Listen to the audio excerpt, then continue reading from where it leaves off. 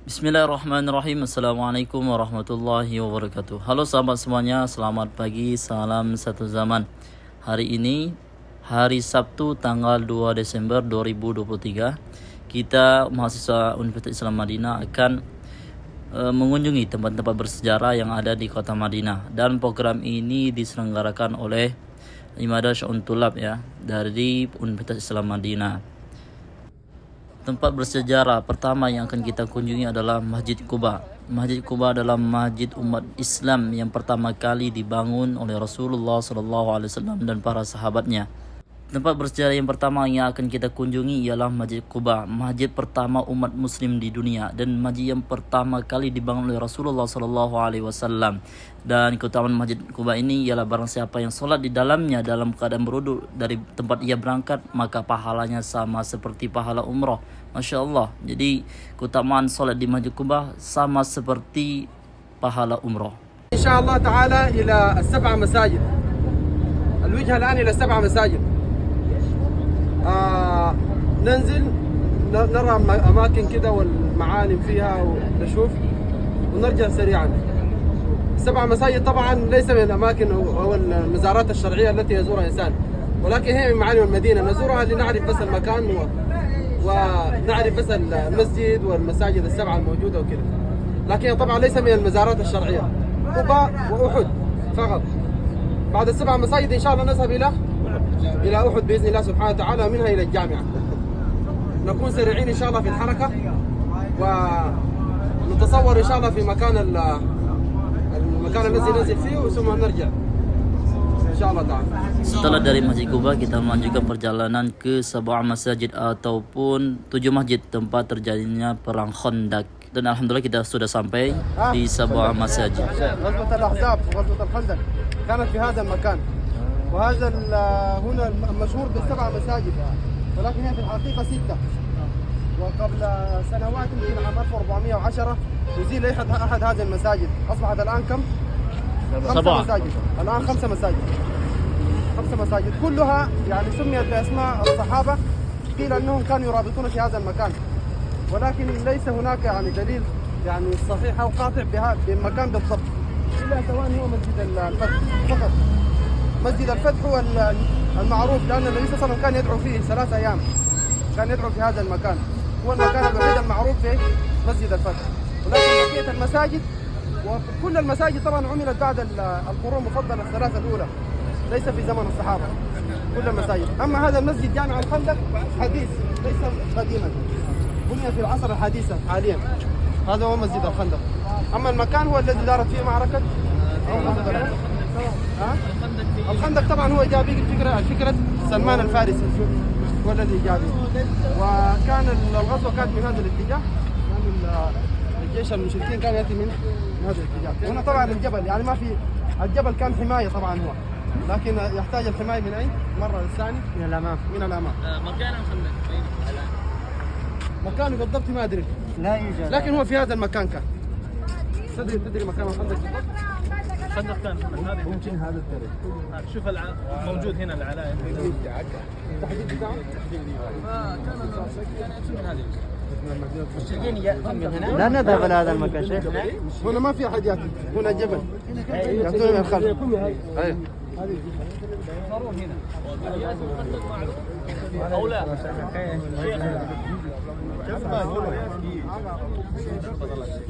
Dan itulah tadi penjelasan singkat dari mutawif kita, dari masyayikh, bahwasanya mengapa dikatakan sebuah masjid, yaitu 7 masjid. Dan ini para teman-teman dari mahasiswa Universitas Islam Madinah. Dan itu adalah Masjid Al-Fath, tempat Nabi Muhammad SAW berdoa. Di sini kita bertanya-tanya tentang keadaan yang ada di sini ataupun sejarah-sejarah yang ada di sini. Untuk mutawif ini beliau berasal dari Sudan ya. Dari kita bisa lihat dari pakaiannya dan imamahnya dan lahjanya yang pasti.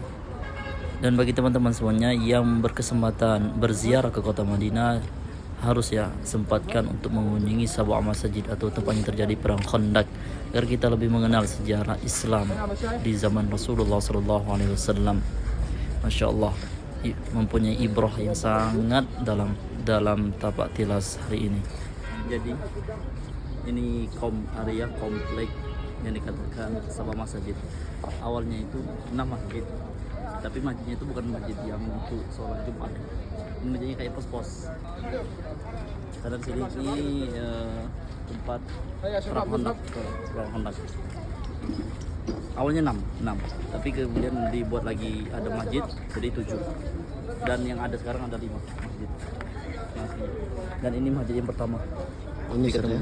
Masjid apa ini Ustaz? Masjid Al-Fat yang Rasulullah SAW berdoa sampai 3 hari. Yang kalau yang besar ini itu baru masjidnya, baru. Masjid apa Ustaz? Yang putih besar ini itu dikatakan Masjid Hondak. Ya sesuai areanya, sesuai area. Dan banyak berziarah mengunjungi tempat ini. Perang Hondak, yang mana sahabat Nabi sama Al-Farisi mempunyai ide untuk membuat parit. Ya. Di sini Ustaz ya? Ya, di area ini. Namun tadi dijelaskan nggak tahu di mana tempatnya, tapi di area ini. Masya Allah.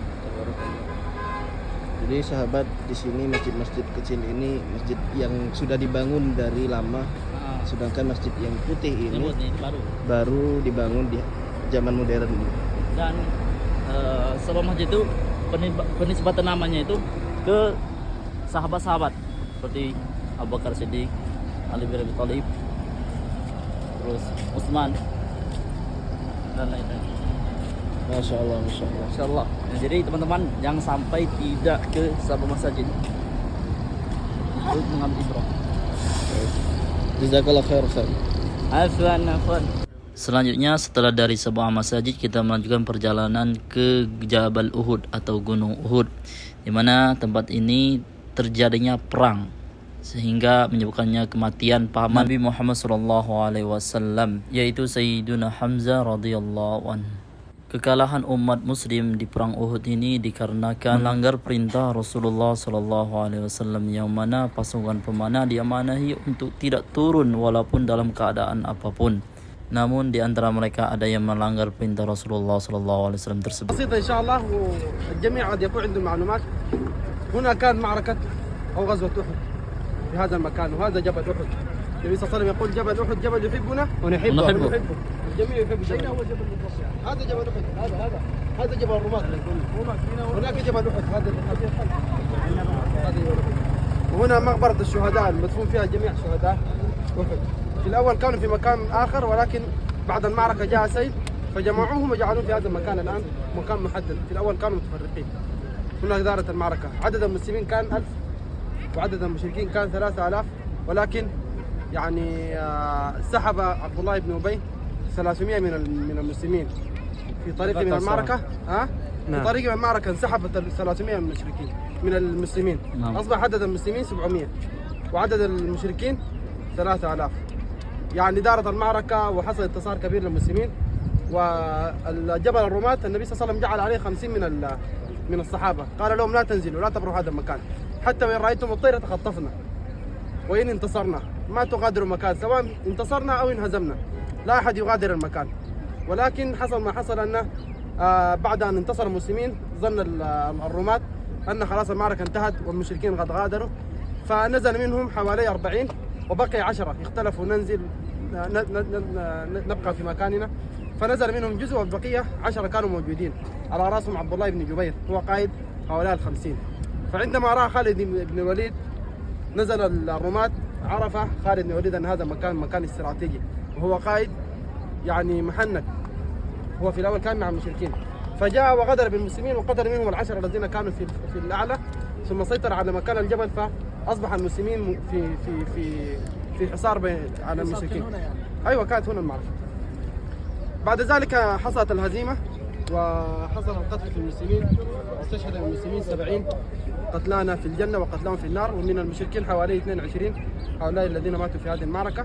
ولكن بعد ذلك يعني بعد أن خرج المشركين إلى حمراء الأسد لحق بهم النبي صلى الله عليه وسلم هناك، لما سمع أنهم موجودين هناك في حمراء الأسد خرج إليهم ولحقهم هناك، ولما علموا بقدوم النبي صلى الله عليه وسلم هربوا، فهنا كان النصر النهائي لهذه المعركة.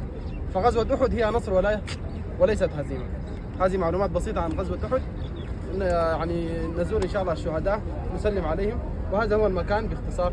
جزاكم الله. يعني سؤال، يعني عندما التف خالد بن الوليد حول الجبل، أين هو الجبل الذي ارتفع حوله بالضبط؟ هنا جبل الرماة هذا اللي فيه. نعم، هو الذي ارتفع جبل. Jadi sekarang kita berada di Jabal Rumah dan Jabal Uhud. Menurut penjelasan dari Mutawif itu tadi, bahwasanya dahulu Jabal Rumah ini itu tinggi, tidak seperti sekarang. Namun karena banjir, kemudian ya banyak zaman ya, terkisar zaman, jadi seperti yang kita lihat sekarang. Kemudian ini Jabal Rumah namanya, ini Jabal Rumah. Kalau yang belakang itu Jabal Uhud, semua Jabal Uhud. Jabal Uhud itu kalau tidak salah ya, panjangnya itu sampai 5-6 kilo. Dan dulu pasukan pemanah ini kenapa dikatakan Jabal Rumah, karena sila pasukan pemanah itu yang diamankan oleh Nabi jangan sampai turun dalam keadaan apapun itu. Namun karena mereka sudah melihat bahwasanya pasukan kafir ya, pasukan kafir itu sebenarnya sudah mengalami kekalahan dan melihat bahwasanya ghanimah ya, harta rampasan itu sudah dipermata mereka, sudah ini kayaknya udah menang kita, mereka turun. Padahal kata Nabi sebelum ada perintah turun jangan turun. Kemudian yang bertahan cuma 10 orang dan itu dipimpin oleh pemimpinnya itu Abdullah bin Jubair. Jadi 40 turun, 10 bertahan. Kemudian pasukan Khalid itu kan seakan-akan mereka mundur ya, mundur. Ternyata mereka itu siasat mereka mengelilingi Jabal Rumah ini dan menyerang dari belakang.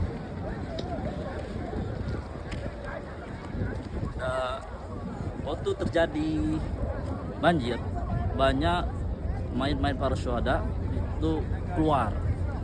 Kemudian bahwasanya tidak asing lagi di telinga kita bahwasanya mayat para syuhada itu masih mengeluarkan darah ya, dari sigaret, masya Allah. Ini bahwasanya bukti yang jelas bahwa mereka ahlul jannah.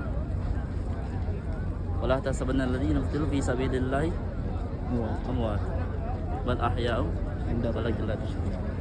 Mereka tetap hidup.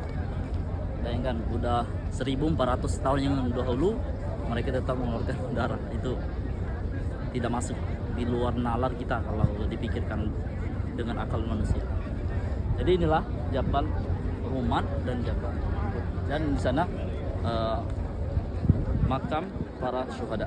Karena dahulu mereka keluar atau ketika terjadi banjir, maka raja pemimpin waktu itu mengumpulkan di satu tempat, dan salah satunya paman Nabi yang waktu itu gugur, Hamzah radhiyallahu anhu, kemudian sahabat Nabi yang sangat Nabi sayangi, salah satunya yaitu Mus'ab bin Umair, sahabat yang ganteng gitu ya, ganteng, amanah, sampai Nabi memuji dia.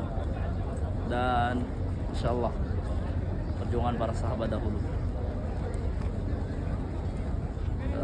Mus'ab bin Umair juga agak sedih ya, karena beliau ini termasuk orang yang kaya, yang dermawan, yang luar biasa. Kalau bahasa kita sekarang orang darah biru. Namun karena keimanan beliau tinggalkan itu semuanya, kenikmatan dunia itu, dan masuk Islam. Walaupun keluarganya tidak masuk Islam, karena keluarga beliau tetap kekeh, tetap mengambil ajaran-ajaran terdahulu. Oke, inilah banyak pengunjung berziarah. Mungkin ada tambahan dari Ustaz Ridho. Apa Ustaz? Oke, sahabat-sahabat sekalian, bismillah, Jabal Rumah dan Jabal Uhud ya.